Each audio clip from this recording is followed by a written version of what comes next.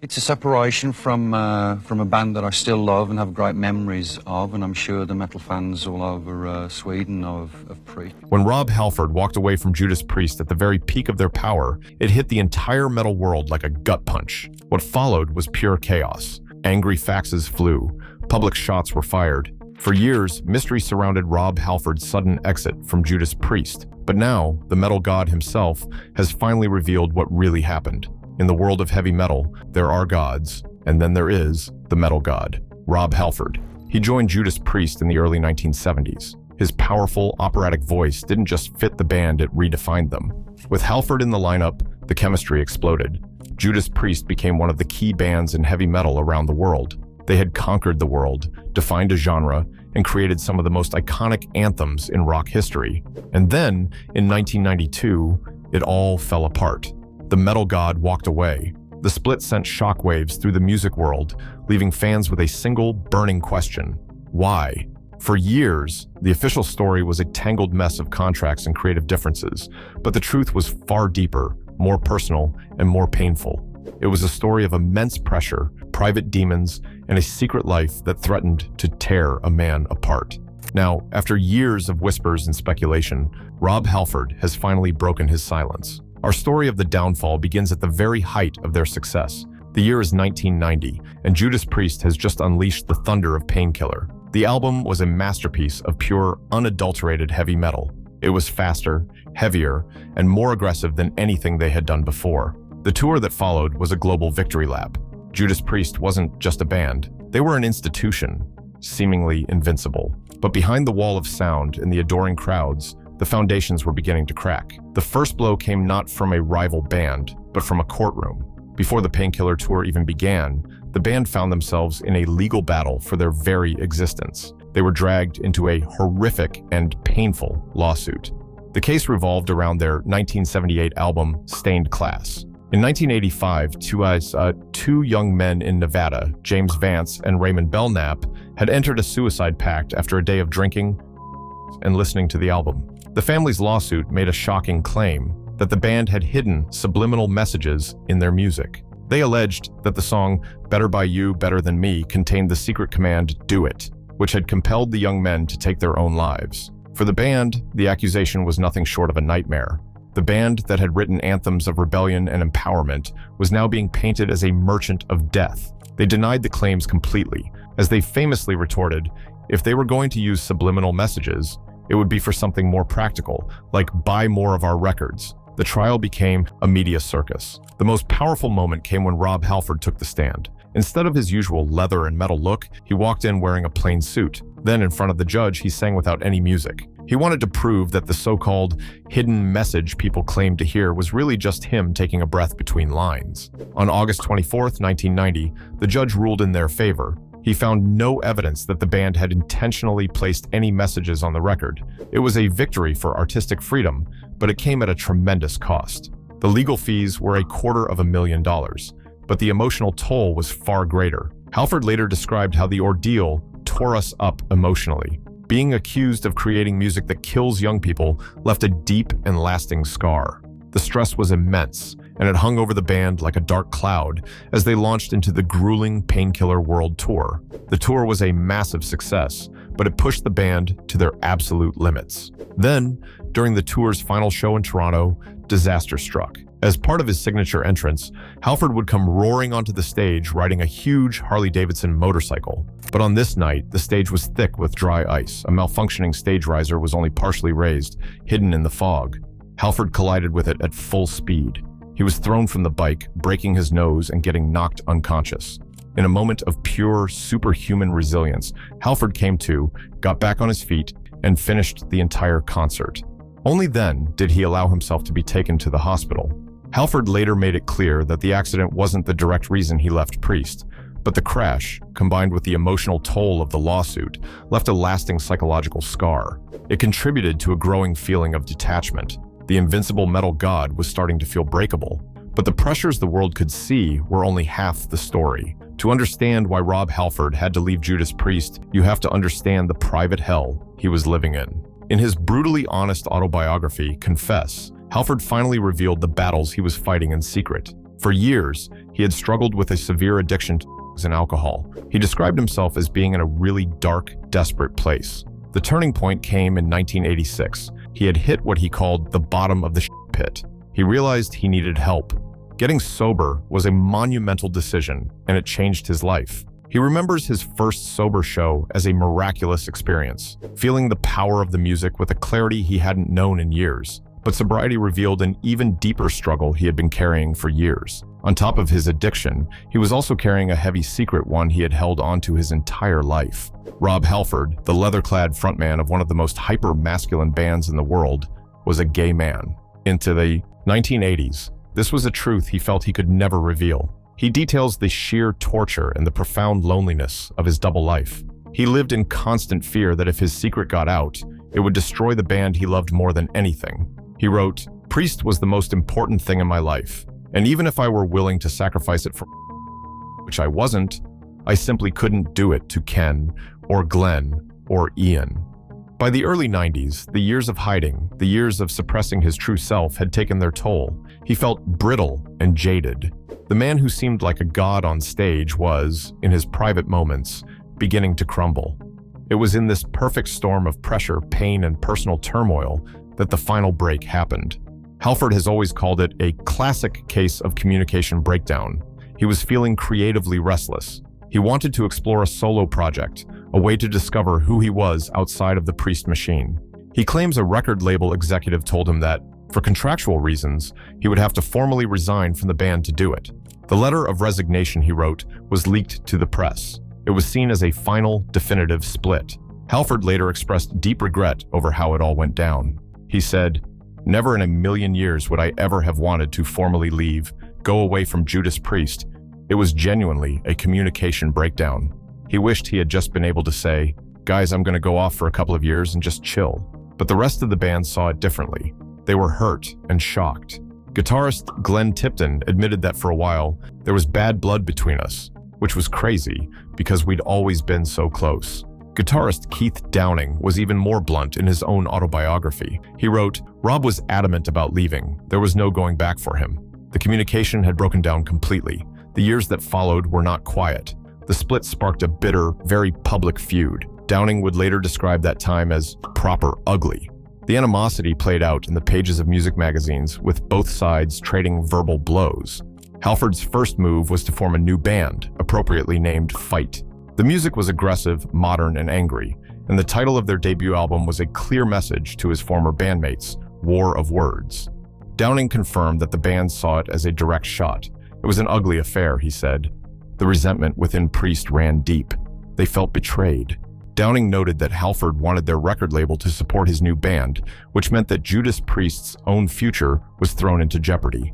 For a time, the bitterness was so intense that Downing told an interviewer, "Everybody in this band categorically believes that Rob Halford should never sing with us again, because he doesn't deserve it." Halford fired back. In a press release, he called his former partners tyrannical. He accused them of hiding important facts about his exit. He completely distanced himself from their new work, stating bluntly about the albums Priest would record without him, "To be brutally honest, I'm just not interested." The War of Words was in full swing. With their legendary singer gone, Judas Priest made a bold choice. They decided to keep going. Glenn Tipton explained their thinking by saying, "We're very proud of Priest, and all those kids out there wanted Priest back." They began the search for a new frontman.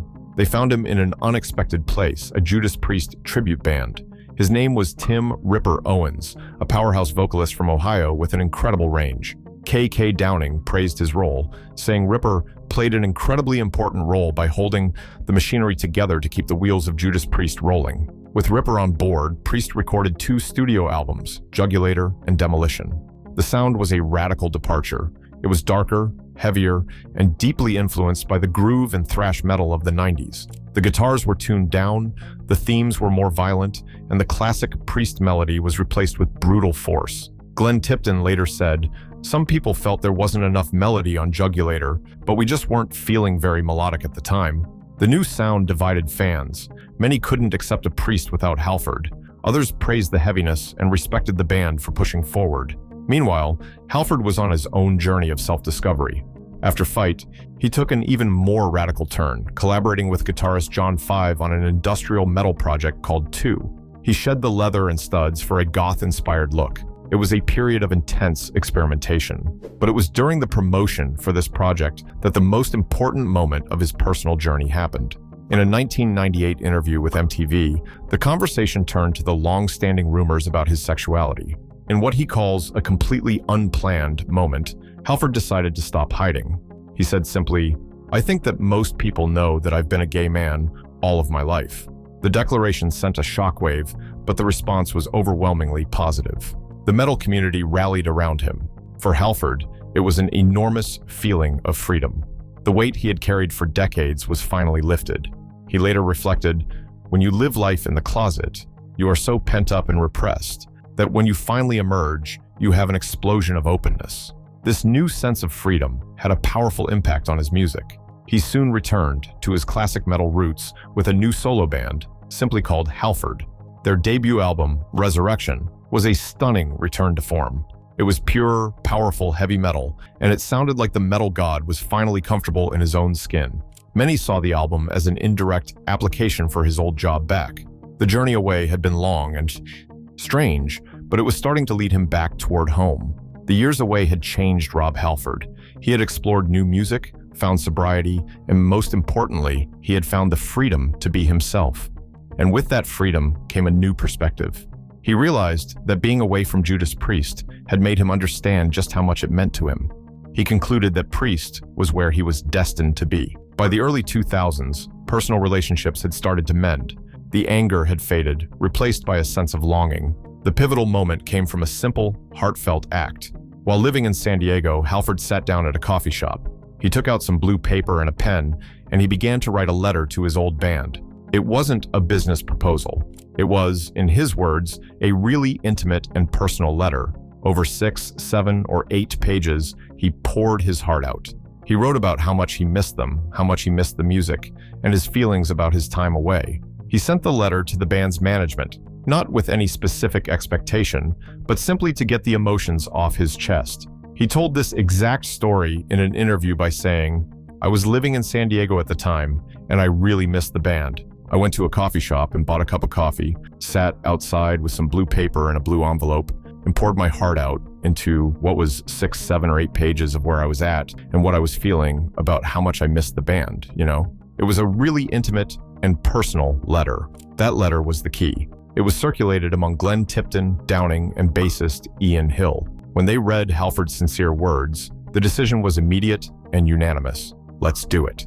The formal reunion was facilitated by a project that forced them to look back at their shared history, the Metallica box set. A business meeting was arranged to discuss the career-spanning collection. It brought Halford and his former bandmates into the same room, focused on the legacy they had built together. It helped put the old differences to rest. Halford told about this meeting by saying, "We talked about this song, that song, and the artwork, and blah, blah, blah. And the final question was, 'So, are you coming back?' I said, 'Yeah, I'm back.' 'Okay, good.' And everybody left. And I was just left in my kitchen going, 'Gosh, I'm back in Priest.'" He described the moment as beautiful and deeply emotional. In July 2003, the reunion was officially announced. The metal god was returning to Judas Priest. Of course, this meant the end of the Ripper era. Tim Owens was reportedly informed that his contract was terminated via fax. While the official split was described as amicable, and Owens has always acknowledged that Halford's return was inevitable, he has since expressed frustration that his time with the band has been erased from their history.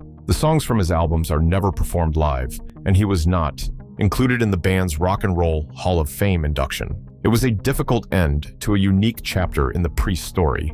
Halford's first show back with Judas Priest kicked off the Reunited tour in June 2004, with European festival appearances including Gods of Metal Festival in Bologna, Sweden Rock Festival, and Rock Wave Festival in Athens. The band co-headlined Ozfest 2004, described by US media as the premier act. The June 25th, 2004 show in Valencia, Spain, was filmed for a mini-documentary titled Reunited, featured on the dual-disc release of their reunion album. Halford on his first show said, "I don't remember the first show back with Priest. I am sure you can find it. I'll have to go on the internet and find out. But whenever it was, it felt perfectly natural and normal to be in that spot again, I felt as though I'd never been away. With the classic lineup back together, they entered the studio. The goal was to create a natural successor to Painkiller. The result was 2005's Angel of Retribution. The album was a powerful statement. It blended the heavy, modern sound of the Ripper years with the classic melodies and twin guitar harmonies of their 80s heyday. Lyrically, it was a celebration of their own history.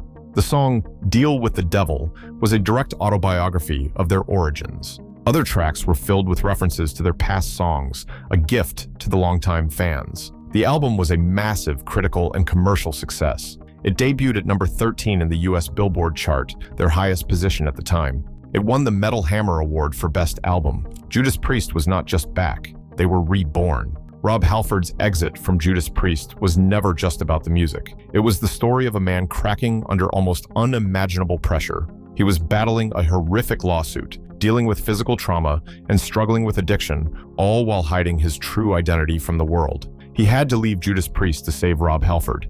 His 10 years in the wilderness became a journey of finding himself. He had to experiment, to fail, to fight, and to finally break his silence, not just about his exit, but about who he truly was. The heartfelt letter from a coffee shop wasn't just a plea to rejoin a band, it was the final act of a man who had found peace with himself and was ready to reclaim his legacy. His return was more than a reunion. It was the triumphant homecoming of the one and only metal god.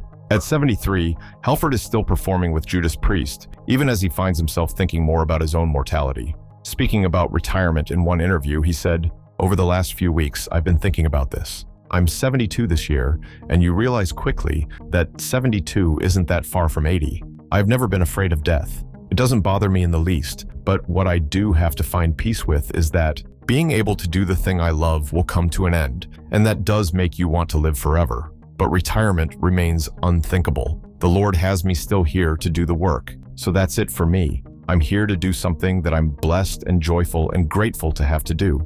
This voice, it's still doing the business." So this is the story of Rob Halford's incredible journey, a life of resilience, reinvention, and the power of staying true to yourself. If you enjoyed this video and want to see more stories like this, please give it a like, leave a comment, and subscribe to the channel. It really helps us grow. Thanks for watching, and I'll see you in the next one.